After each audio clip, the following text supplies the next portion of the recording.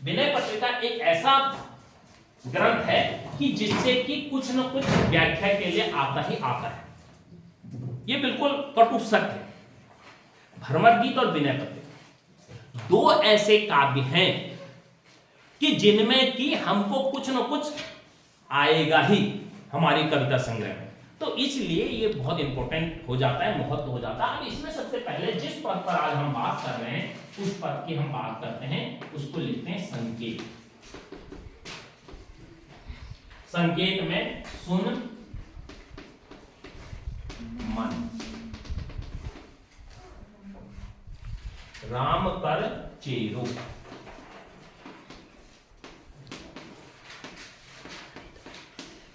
चेरो, ठीक है। जब आपके लिए ये व्याख्या आ जाएगी, अब आपके लिए क्या आता है, व्याख्या आती है। अब व्याख्या जब आती है तो उसमें लिखा रहता है कि सप्रसंग संदर्भ प्रसंग सहित व्याख्या करें। क्लियर?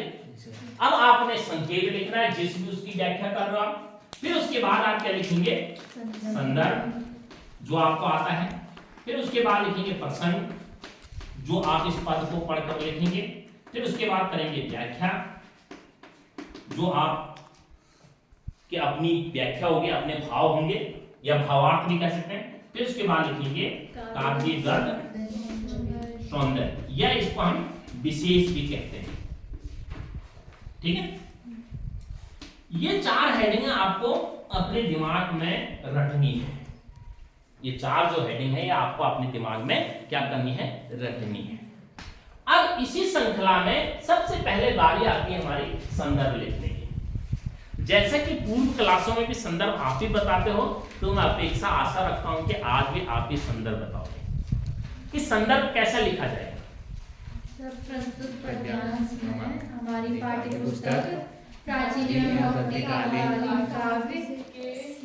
के पाठ विनय पत्रिका लिया गया है। इसके कवि तुलसीदास हैं। बस ये अगर आपने लिख दिया तो 2 नंबर आपके आने ही आने हैं। आने ही आने हैं। अब होता है प्रसंग। प्रसंग हम तब तक नहीं लिख पाते हैं जब तक कि हम उसको समझ नहीं पाते हैं। प्रसंग हम तब लिखेंगे जबकि हम उसको समझ नहीं पाते हैं। अब देखिए, एक बार स्वसर वाचन करें, फिर उसके बाद प्रसंग क्या हो सकता है इस पर हम चर्चा करेंगे, आप भी और मैं भी। सुन मन मूढ़, सुन मन मूढ़ सिखावन मेरो, हरिपद विमुख लहियो न काहू सुख सट यह समझू सवेरो। बिछुरे शशि रवि मन नैनन ते, पावत दुख बहुतेरो। भरमत श्रमित निस दिवस गगन महे, तहे रूप राहु बडेरो। यद्यपि अति पुनीत सुर सरिता, तिहु पुण्य सुजस घनेरो। तजे चरण अजहू न मिटत निस, बहि वो ताहु केरो। छूट न विपति भांज रघुबिन, श्रुति संदेह निवेरो। तुलसीदास सब आस छोड़ी कर, होहि राम कर चेरो। अब सबसे अंतिम पंक्ति को देखिए, तुलसीदास सब आस करी, आस छोड़ी करी, होहि राम कर चेरो। अब तुलसीदास जी क्या कहना चाह रहे हैं? सबसे ऊपर वाले पंक्ति को देखिए, सुन मन मूढ़ सिकावन मेरो। किसकी बात हो रही है? सुन मन मूढ़ शिकावन मेरो। अब किसकी बात कर रहे हैं? मैंने जो विनय पत्रिका में बात कही ना आपसे कि तुलसीदास स्वयं की बात करते हैं, स्वयं के दुखों की बात करते हैं, स्वयं के संतापों की बात करते हैं, स्वयं के पापों की बात करते हैं। तो यहां पर वो अपनी बात कह रहे हैं, अपने मन की बात कह रहे हैं कि हे मन को क्या बताया उनने? मन की उपमा किससे की? मूर्ख बताया। मूढ़ का अर्थ है मूर्ख। तो मुझे क्या शिक्षा दे रहा है? हे मूर्ख मन, तू मुझे कौन सी शिखावन, शिखावन का अर्थ है यहां पर शिक्षा देना, कि तू मुझे राम से अलग होने की शिक्षा दे रहा है, तो ये गलत है।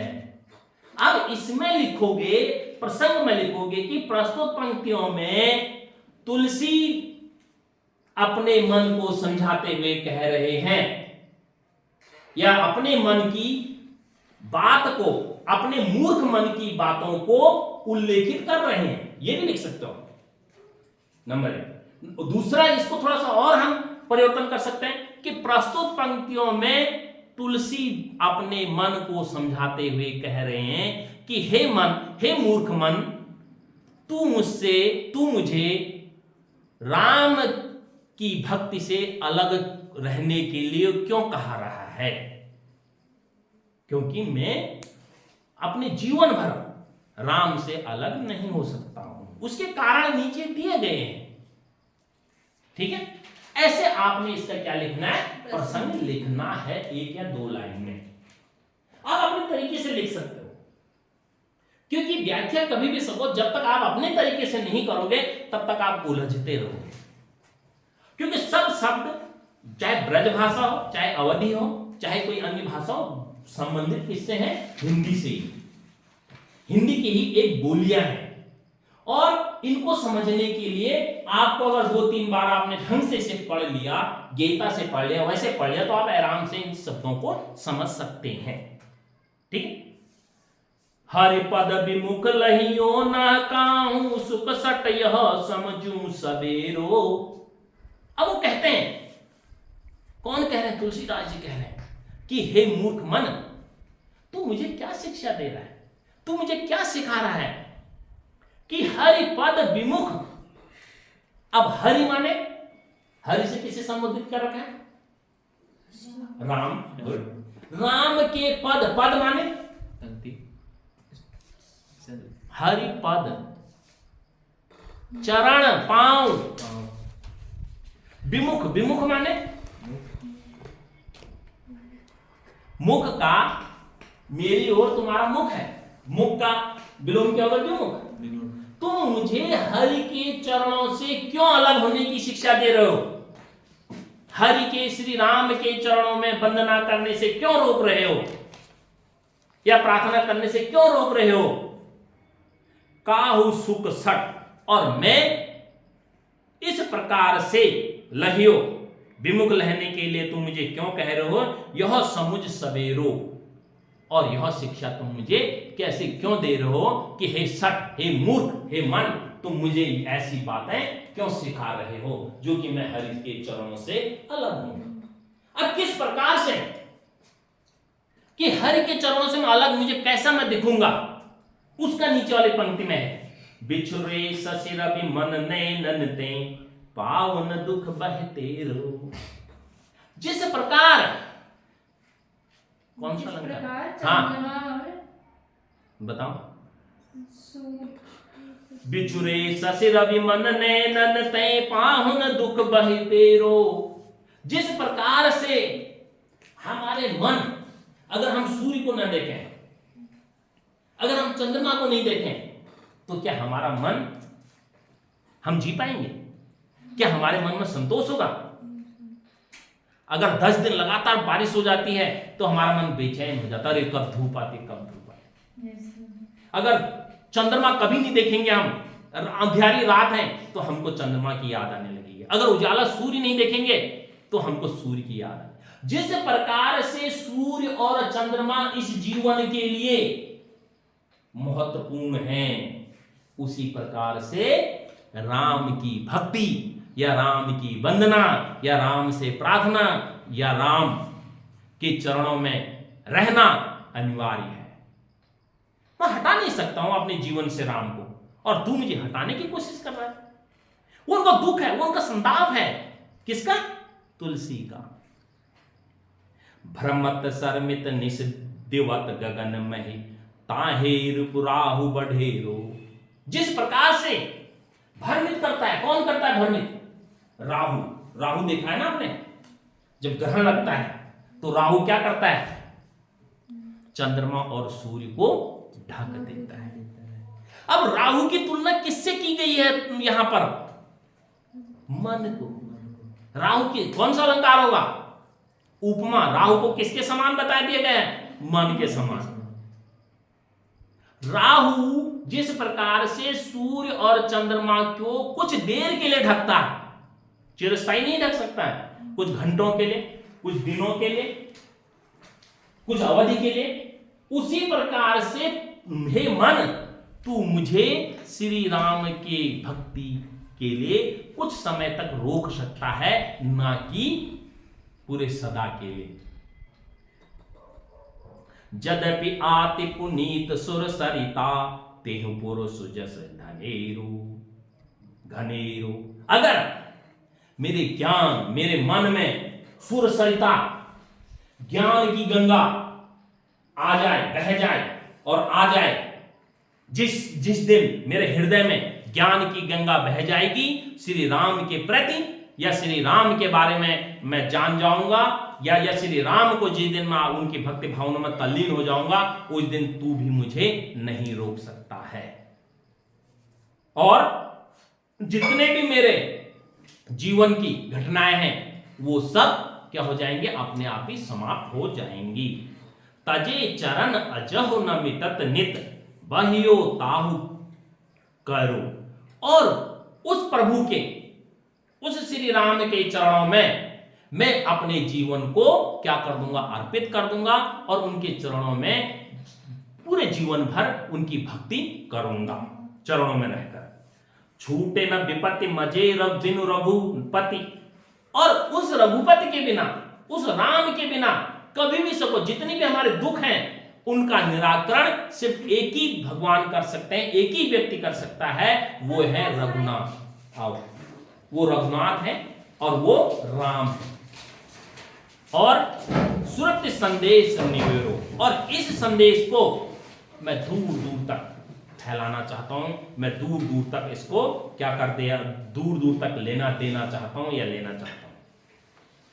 तुलसीदास सब आस छोड़कर, तुलसीदास जी कह रहे हैं कि मैंने सभी आशाएं छोड़ दी। मतलब जीवन में जितना मोह माया कपट छल जो भी मेरे जीवन में था या है, उनको मैं सब छोड़ चुका हूं, और हो ही राम के चेरों, और मैं श्री राम के चरणों में अर्पित करके सब कुछ को छोड़कर त्याग कर अब मैं निश्चल मन से श्री राम की भक्ति में लग गया हूं, और श्री राम की वंदना करता हूं, और श्री राम को अपने आप को अर्पित करता हूं। ये इस प्रकार से व्याख्या आप करोगे। थोड़ा इसमें आप अपने शब्दों में थोड़ा आगे बढ़ा भी सकते हो और उसे छोटा भी कर सकते हो, ठीक है। आप शब्द आपके होंगे और प्रश्न इस किताब के हैं। प्रश्न भी नहीं, ये जो भावार्थ होगा उस भावार्थ में आपके शब्द होंगे, लेकिन रिलेटेड होंगे वो इस पद से कि राम की स्तुति, राम की वंदना, और कवि के जितने भी दुख संताप हैं तुलसीदास के, उन दुख संतापों को, अपने मन को वो हटाने की प्रयत्न कर रहे हैं और मन को समझाने के प्रयत्न कर रहे हैं। कौन? तुलसीदास जी। इस प्रकार से आप इसे लिखेंगे। अब हम तीसरे क्रम की ओर चलते हैं, वो क्या है? काव्यगत सौंदर्य। काव्यगत सौंदर्य में सबसे पहली लाइन लिखोगे, प्रस्तुत पंक्तियों में तुलसीदास अपने मन की दुखों संतापों के बारे में बताने का प्रयत्न कर रहे हैं, या मन को इनसे दूर, मोह माया कपट जो भी है, ईर्ष्या द्वेष, इनसे दूर रखने की कोशिश कर रहे हैं। और इनसे दूर रखने के लिए सिर्फ एक ही उपाय है, वह श्री राम के चरणों में भक्ति। इसीलिए तो हमने कहा ना कि भक्ति भावना का जो अनुपम कृति है वो विनय पत्रिका ही है। रामचरितमानस में तो उन्होंने राम का उल्लेख किया है, लेकिन राम के जीवन पर प्रकाश डाला है। लेकिन विनय पत्रिका में उन्होंने राम की किस प्रकार से भक्ति करके हम अपने दुखों को, संतापों को, पापों को का नष्ट कर सकते हैं, या हमारे मन में जो ईर्ष्या द्वेष जलन भावना जो होती है उसको किस प्रकार से उसका अंत कर सकते हैं, उसके बारे में विनय पत्रिका में कहा गया है। इस चीज को आप अपने दिमाग में रट लें कि विनय पत्रिका में क्या कहा गया है। ये इस प्रकार से एक लाइन इसमें आएगी। फिर आता है इसमें अलंकार। अब अलंकार क्या आएगा? अलंकार सुन रे मन मूढ़ सिखावन मेरो। अनुप्रास है मौ। यमक। यमक कहाँ होगा? यमक की परिभाषा क्या है? एक शब्द दो कितने बार है और उसका अर्थ अलग अलग है ना? तो कौन सा शब्द है ऐसा जो कि आया है 2 बार और उसके 2 बार अर्थ आए हैं? कोई शब्द ऐसा है?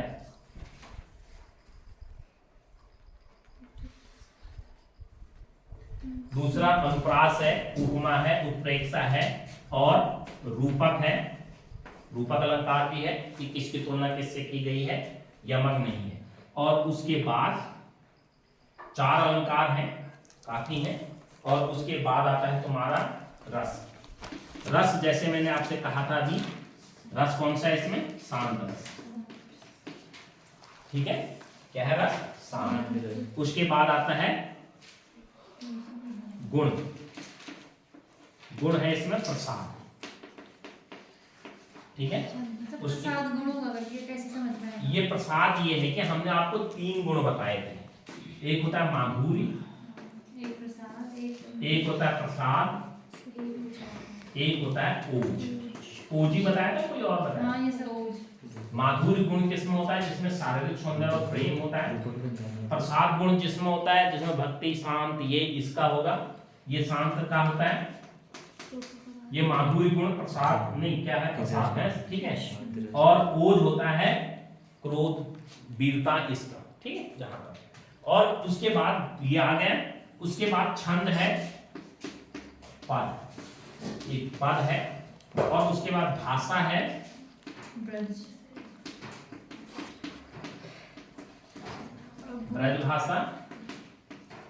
ठीक है, इस और शैली। गुण तो ये लिख दिया ना, गुण इसमें प्रसाद आ गए ना। ठीक है, और उसके बाद शैली। शैली कौन सी है? आत्मतामक शैली। आत्मात्मक शैली मीन्स जानते हो हम, जैसे हमने कल शैली लिखा है कि वर्णात्मक, वर्णन करा था। आज आत्मात्मक मीन्स स्वयं के बारे में बता रहे हैं। ठीक है, आत्मात्मक मतलब अपनी बारे में, अपने उसमें, तो आत्मात्मक शैली। इस प्रकार से आप इसे पूरा करेंगे। ठीक है, ये जब आप पूरा करेंगे तो आपको आशा रखता हूं कि जो भी परीक्षक होंगे आपको अच्छे नंबर देंगे। Thank you.